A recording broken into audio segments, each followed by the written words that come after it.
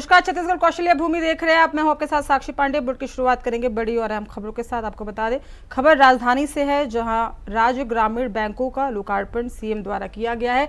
इस दौरान नई बैंक शाखा एंड डिकला और चिल्ली शुरू हुई है। वहीं आपको बता दें कि इस सुविधाओं से 44,000 से अधिक ग्रामीण लाभान्वित होंगे। वहीं अटल डिजिटल सुविधा केंद्र से ग्रामीणों को वित्तीय सेवाएं भी मिलेंगी। वहीं सीएम विष्णुदेव साय ने कहा कि राज्य और जिले के दूरस्थ ग्रामीणों क्षेत्रों में बैंकिंग सुविधाएं उपलब्ध कराना हमारी सरकार की प्राथमिकता होगी, ताकि किसानों, व्यापारियों और आम नागरिकों को वित्तीय सेवाएं उनके ही गांव में सुलभ हो। वहीं सीएम का कहना है कि बैंकिंग सेवाएं न केवल आर्थिक गतिविधियों को गति देती है, बल्कि शासकीय योजनाओं के प्रभावी क्रियान्वयन में भी आधार बनती है। ये बात उन्होंने कही। आपको बता दें, कुड़ेकेला और चिचली में शुरू की गई है नई बैंक शाखाएं।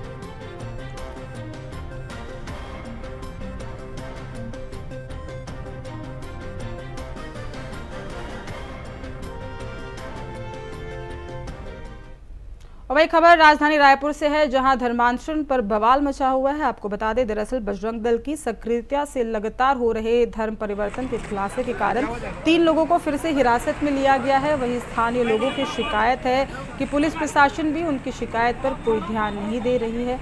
लगातार शिकायत के बाद भी हालात वही बने हुए हैं। आपको बता दें कि कई वर्षों से पैसे को लेकर धर्मांतरण का मामला अभी भी तूल पकड़े जा रहा है। वही लोगों को 3300 रुपये का लालच देकर धर्म परिवर्तन कराया जा रहा है। वहीं हिंदू संगठनों ने एक मकान का घेराव भी किया। इसको लेकर बजरंग दल ने मसीही समाज के लोगों पर प्रार्थना सभा की आड़ में धर्म परिवर्तन कराने का आरोप भी लगाया है। पुलिस ने मौके से एक महिला समेत 3 संदेहियों को हिरासत में लिया है। धर्मांतरण पर बवाल मचा है, जहां ये तस्वीरें सामने आई।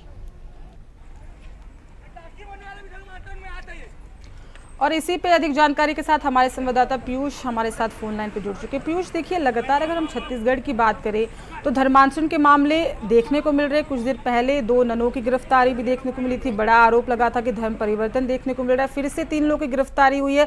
और मुद्दा देखिए पीयूष, सबसे बड़ा ये है कि लोगों को पैसे का लालच दिया जा रहा है, लुभाया जा रहा है, फिर धर्म परिवर्तन कराया जा रहा है। क्या कुछ पूरी अहम जानकारी?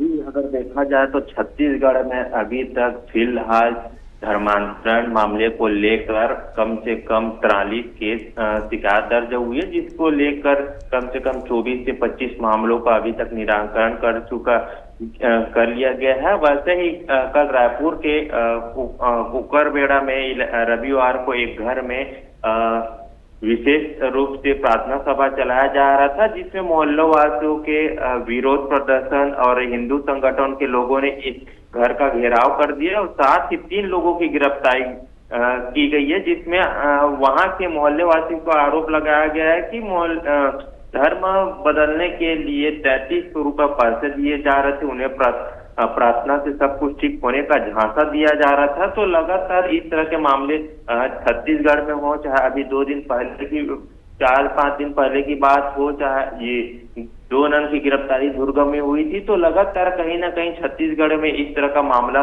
उजागर हो ही रहा है। और इसके पहले भी राज्यपाल रमन डेका के गोद लिए ग्राम बिजली में भी इस प्रकार के चमत्कारी इलाज के बहाने में ये सभा चलाया जा रहा था, जहां धर्मांतरण का मामला हमेशा आ जा रहा था। और वहीं कहीं ना कहीं विश्व हिंदू परिषद के लोग और बजरंग दल के कार्यकर्ताओं मिलकर इसका घेराबारी करके विरोध प्रदर्शन कर रहे हैं। पीयूष, देखिए, सवाल यहाँ ये खड़े होते कि अगर बजरंग दल और हिंदू महासभा इतनी एक्टिव है, तब इस तरह की तस्वीरें सामने आ रही, क्योंकि वो लोग कहीं ना कहीं इस चीज को उजागर कर रहे हैं, क्योंकि वो लगातार इस चीज को लेके विरोध भी जता रहे हैं। लेकिन कहीं ना कहीं सरकार का भी ये दायित्व होता है, क्योंकि लंबे अरसे से ये चीज देखने को मिल रही है, पैसों का लालच दिया जा रहा है। तो गिरफ्तारी हम देखते हैं कि गिरफ्तारी होती है, लेकिन फिर पुलिस उन्हें छोड़ भी देती है। जब तक कोई सख्त एक्शन नहीं लिया जाएगा तो ये तो बहुत बड़ा मसला होते जा रहा है। जी, अगर बात करे जाए तो विश्व हिंदू परिषद चाहे बजरंग दल कहीं भी मामलों में चंगाई सभा लग रही है या प्रार्थना सभा लग रही है या किसी प्रकार की, तो उनको कहीं ना कहीं भनक लग जाता है। यहाँ पे कुछ मामले को लेकर धर्मांतरण किया जा रहा है, तो फिर वहीं में वो विरोध प्रदर्शन करते हैं। तो फिर उसके बाद पुलिस प्रशासन को वो संपर्क करते हैं कि फिर इस तरह के मामलों में फिर कहीं ना कहीं अभी देखा जाए कि विश्व हिंदू परिषद ने 3 लोगों को गिरफ्तार किया गया है। एसएसपी का कहना भी सामने आया है कि 3 लोगों की गिरफ्तारी करी हुई है और कहीं ना कहीं धर्म प्रदर्शन भी किया जा रहा था। जी जी, तमाम हम जानकारी के लिए बहुत बहुत धन्यवाद आपका। अपडेट्स आपसे लेते रहेंगे। तो तस्वीरें आपको रायपुर से दिखा रहे थे, जहां धर्म परिवर्तन का एक बड़ा खेल देखने को मिला।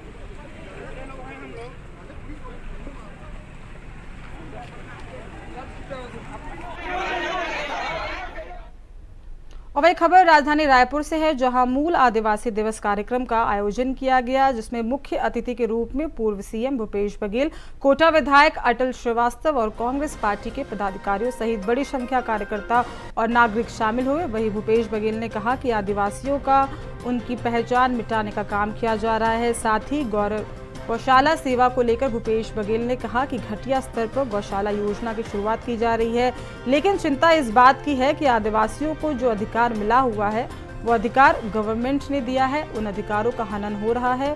वन अधिकार और पर्यावरण अधिनियम का उल्लंघन भी लगातार देखने को मिल रहा है। वहीं प्रदेश में रोजगार भी छीना जा रहा है। वहीं आदिवासियों का उनकी पहचान मिटाने का काम किया जा रहा है। मूल आदिवासी दिवस कार्यक्रम के आयोजन पर यह बात पूर्व मुख्यमंत्री भूपेश बघेल ने कही। और उसी के उपलक्ष्य में आज कोटा में आदिवासी दिवस का आयोजन, बड़ी संख्या में लोग आए हैं, हजारों की तादाद में, बहुत उत्साह भी है।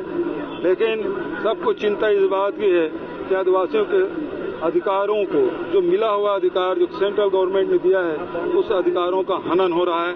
पेशा कानून का कोई पालन नहीं हो रहा है। वन अधिकार और वन अधिनियम और पर्यावरण अधिनियम, इस सब का उल्लंघन हो रहा है इस प्रदेश में।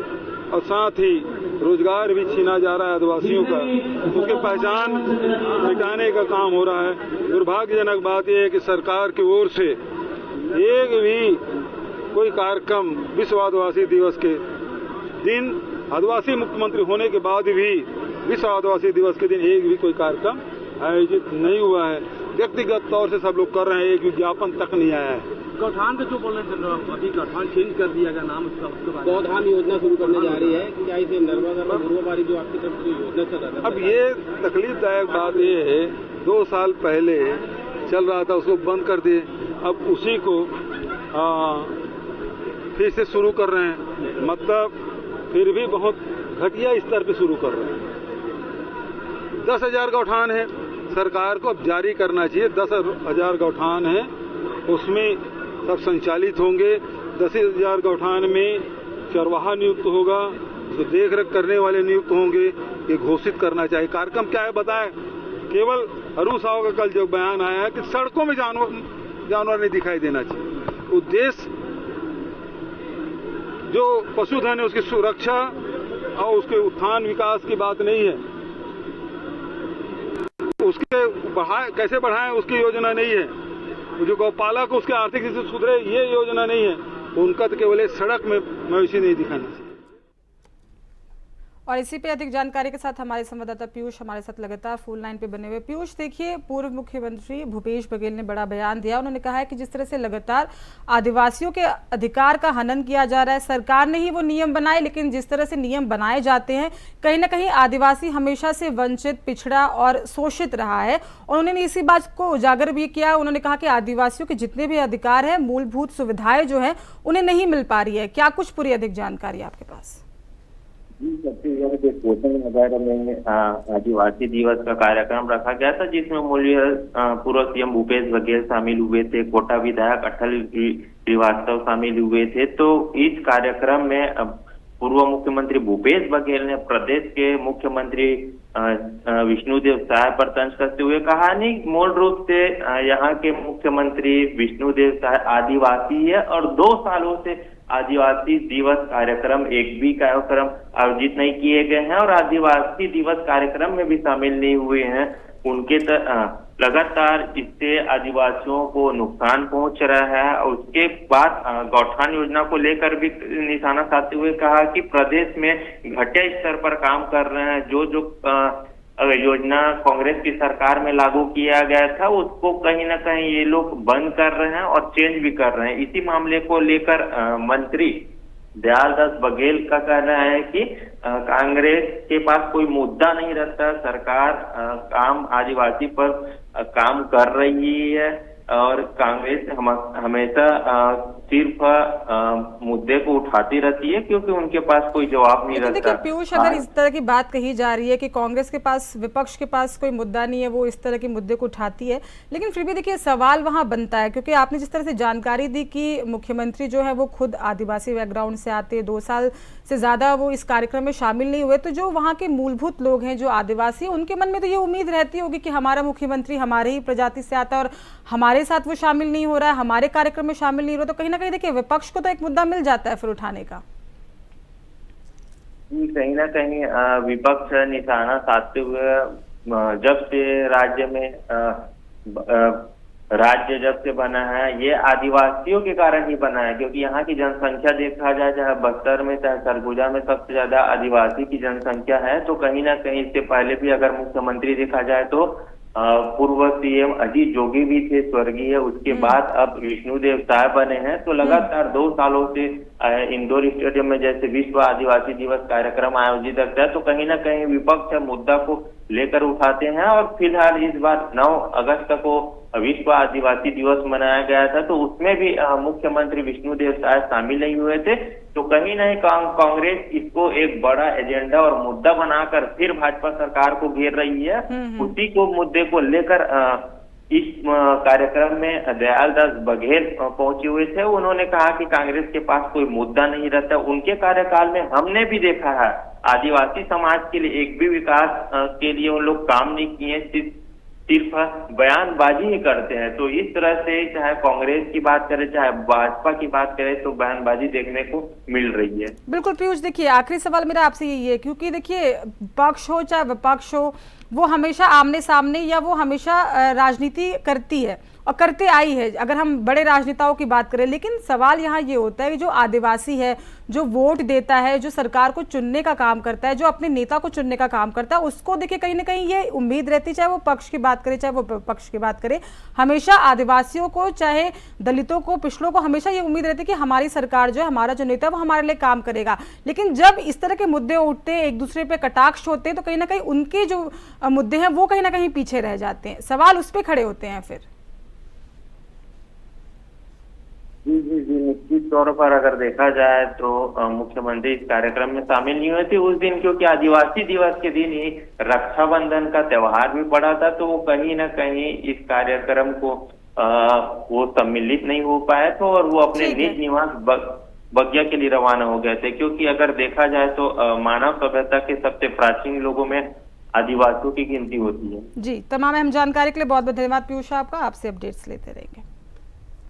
और वही दर्द से गर्भवती महिला तड़पती रही और फिर फर्श पर ही बच्चे को जन्म दे दिया। आपको बता दें ये मामला असल में छत्तीसगढ़ के सूरजपुर का है, जिसने मानवता को एक बार फिर से शर्मसार कर दिया है। मामला ये है कि प्रसव के लिए गर्भवती महिला सामुदायिक स्वास्थ्य केंद्र पहुंची थी, लेकिन अस्पताल में कोई डॉक्टर और स्टाफ वहां पर दिखाई नहीं दिया, जिसके कारण घंटों दर्द से तड़पती महिला ने फर्श पर डिलीवरी कर दी। उसके बाद से खुद ही फर्श को साफ भी किया। तस्वीरें ये आई चौंकाने वाली। हालांकि स्वास्थ्य केंद्र की गंभीर लापरवाही के बावजूद गनीमत ये रही कि जच्चा और बच्चा दोनों स्वस्थ हैं।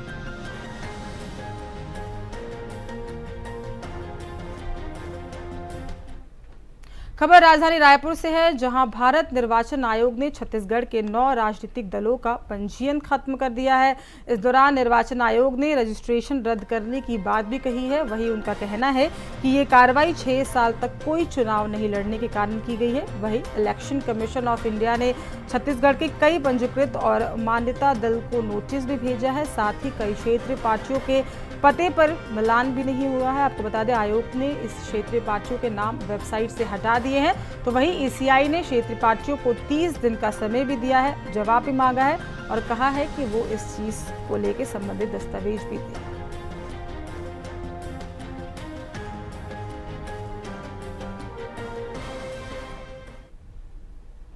और वही रायपुर में शेयर ट्रेडिंग के नाम पर कई लाख की ठगी करने का मामला सामने आया है। आरोपी प्रताप पात्रा को पुलिस ने पश्चिम बंगाल के 24 परगना से गिरफ्तार किया है। आरोपी ने फर्जी कंपनी बनाकर विभिन्न बैंकों में खाते खुलवाए और तकनीकी माध्यमों से लोगों से बड़ी रकम ठगी की। आपको बता दें, रायपुर रेंज साइबर थाना की टीम ने तकनीकी विश्लेषण कर आरोपी को ट्रेस किया। विकास लाहौटी नामक व्यक्ति की शिकायत पर मामला दर्ज किया गया, जिसने मुनाफे का झांसा देकर आरोपी की रकम भी दर्ज की। आरोपी के बैंक खातों में देश भर में 66 से ज्यादा, आपको बता दें, साइबर थानों में शिकायतें दर्ज पाई गई। गिरफ्तारी के बाद आरोपी को न्यायिक अभिरक्षा में जेल भेज दिया गया है और पुलिस महानिरीक्षक अमरीश मिश्रा के निर्देश में ऑपरेशन साइबर शील्ड के तहत ये बड़ी कार्रवाई देखने को मिली है।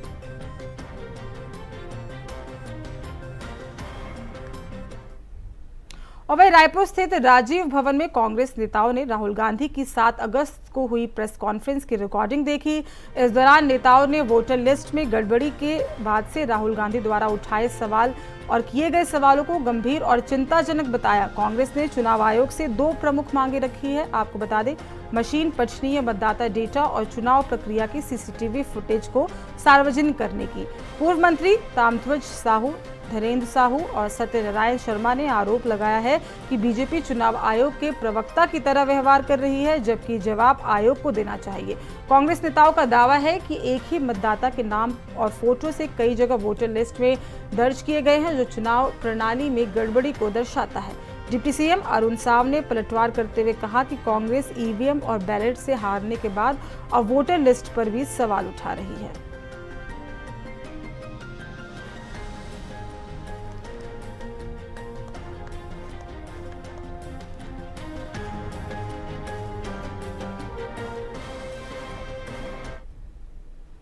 और वही छत्तीसगढ़ के बिलासपुर जिले के तालापारा स्थित तैयबा चौक के पास एक मकान में खाना बनाते समय सिलेंडर में आग लगने से जोरदार धमाका देखने को मिला है। आपको बता दें, एमके बैग दुकान के ऊपर स्थित इस मकान के किचन में लगी आग ने को देखते ही देखते पूरे ऊपरी हिस्से की चपेट में ले लिया। ब्लास्ट की तीव्रता इतनी अधिक थी कि मकान का ऊपरी हिस्सा पूरी तरह से जल गया। आग में घरेलू सामान, मशीन, गद्दे, सोफा, फ्रिज समेत लाखों का सामान खाक हो गया। हादसे के वक्त घर में मौजूद बच्चे और बुजुर्ग समेत जितने भी लोग रह रहे थे, सबको बाहर निकालकर उनकी जान बचाने में लोग सफल रहे, जिसकी बड़ी जनहित टल गई। आसपास के लोगों ने सतर्कता दिखाते हुए तुरंत फायर ब्रिगेड को सूचना दी। टीम ने मौके पर पहुंचकर आग पर काबू भी पाया, जिससे और बड़ा नुकसान होने से टल गया।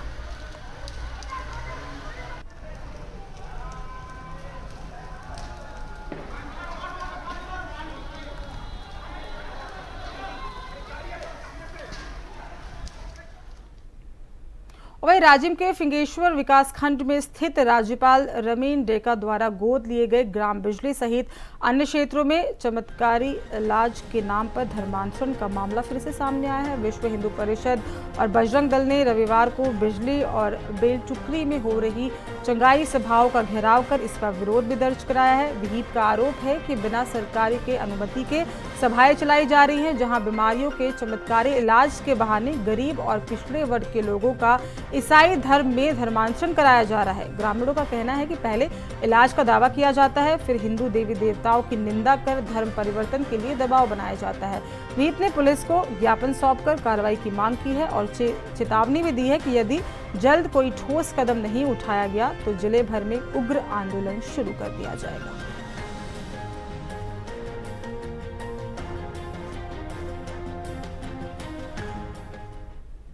वही छत्तीसगढ़ में संगठनात्मक अनुशासन बनाए रखने के लिए रायपुर शहर जिला युवा कांग्रेस की पूरी कमेटी और विधानसभा अध्यक्षों को तत्काल प्रभाव से भंग कर दिया गया है। आपको जानकारी दे दें कि इस संबंध में आदेश प्रदेश महासचिव और जिला प्रभारी आदिल आलम खैरानी और शहर जिला अध्यक्ष विनोद कश्यप ने संयुक्त रूप से इसे जारी किया है। युवा कांग्रेस के मीडिया विभाग के अनुसार लंबे समय से पदाधिकारियों और विधानसभा इकाइयों की संगठनात्मक गतिविधियों में निष्क्रियता देखी जा रही थी। पार्टी के कार्यक्रम से लगातार दूरी बनाए रखने और कार्यशैली में लापरवाही के चलते ये निर्णय लिया गया है। आपको बता दें, नेतृत्व ने स्पष्ट किया है कि अब संगठन में केवल सक्रिय, ईमानदार और कर्मठ कार्यकर्ताओं को ही जिम्मेदारी दी जाएगी। ये कदम युवा कांग्रेस की मजबूती और प्रभाव को बढ़ाने की दिशा में अहम माना जा रहा है।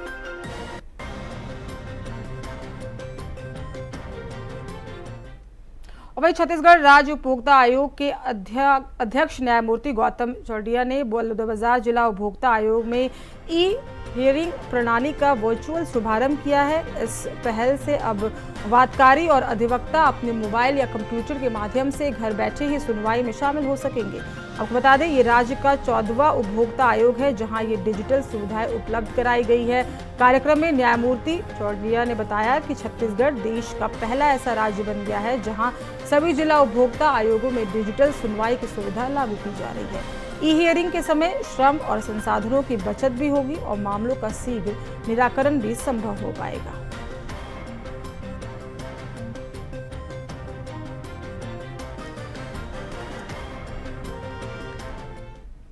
और वही छत्तीसगढ़ के सूरजपुर जिले के प्रेमनगर विकासखंड में हर घर तिरंगा अभियान के तहत एक भव्य तिरंगा यात्रा निकाली गई। इस यात्रा में क्षेत्रीय विधायक भूलन सिंह मरावी सहित प्रेमनगर विकासखंड के सभी ग्राम पंचायतों के आमजन और जनप्रतिनिधि बड़ी संख्या में शामिल हुए। कार्यक्रम के दौरान राष्ट्रीय ध्वज को लेकर लोगों ने गहरी जागरूकता और देशभक्ति का भाव देखने को मिला। यात्रा में बीजेपी जिलाध्यक्ष मुरली मनोहर सोनी, जिला मंत्री संदीप अग्रवाल, प्रदेश कार्य समिति सदस्य वीरेंद्र जायसवाल, महिला मोर्चा से पूर्णा जायसवाल, जनपद अध्यक्ष फुलेश सिरदार समेत कई गणमान्य लोगों ने भाग लिया। साथ ही अनुविभागीय अधिकारी, तहसीलदार, विकासखंड शिक्षा अधिकारी और अन्य विभागों के अधिकारी कर्मचारी भी उपस्थित रहे। इस आयोजन में आमजन में तिरंगे के प्रति गर्व और सम्मान की भावना को और मजबूती दी गई। प्रेमनगर में भव्य तिरंगा यात्रा का आयोजन किया गया।